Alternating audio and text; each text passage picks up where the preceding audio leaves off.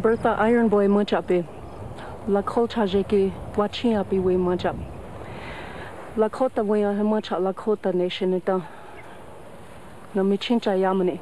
Hokshila wanjina wichincha lanum. Nama HIV positive. I was born and raised in a little community called Porcupine. I was 5 years old when my mother died. I grew up with my father who was alcoholic. My uncle, he's the one that basically provided for me, so when he was around, that's the only happiness that I've ever known.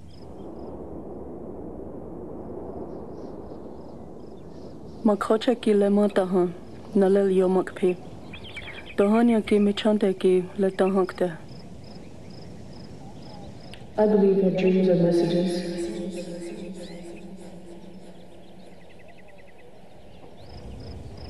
I discovered the Badlands place called Sheep Mountain because my father drank and I was a little kid, but I'd drive for him and we'd go up in there and park and they'd drink their drinks and I'd wander around and I just fell in love with it because, you know, even though I was alone, it was like my own beauty that I'd captured within myself.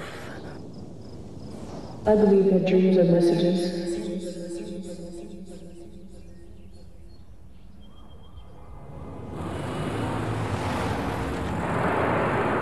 When I first came to Minneapolis, I was on a path of destruction with my life.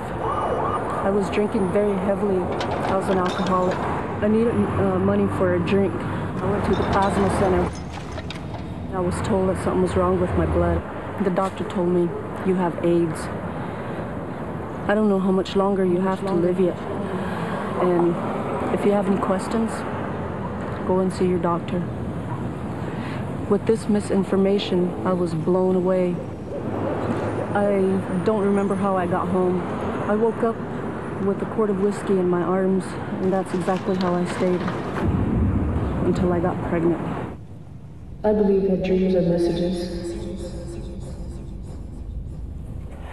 The first doctor that I seen after I was pregnant, when he knew that I was HIV positive and pregnant, he was, I don't know what he thought, but he was really, really angry with me. And his attitude was like, how dare you bring a baby into this world only to watch it suffer and die?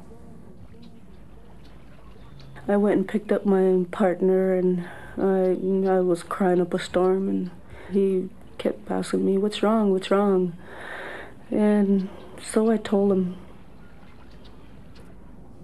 The second doctor, she said that if I decided to keep the baby, I would progress rapidly to AIDS and that my baby would live only a year. That was really devastating for me because who was she to stand there and tell me that? This is my body. Nobody's going to tell me to get rid of my baby. This is Bertha. I will be talking to you. I started educating myself about HIV and AIDS and I tried to read everything that I could about it. I chose to keep the baby. I believe that dreams are messages. Remember, John, when we first learned that Lakota was positive from my antibodies, and I knew that she was going to be like that, and how scared I was. I was really weak then, and I didn't know how I was going to handle all of this. Well, like, you know, the doctor said that she would have your antibodies. And even when she told us that, I felt a moment of fear, but, you know, we prayed, and I know those prayers were said for Lakota out in South Dakota. And I just believed and had faith that she was going to be all right.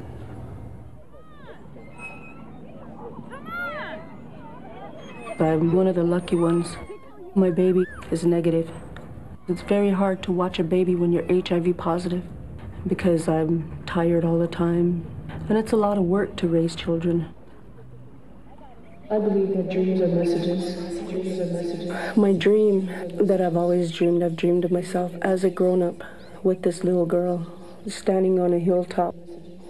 What I feel about it is There was going to be this little girl that came into my life, and I was going to learn a lesson from it.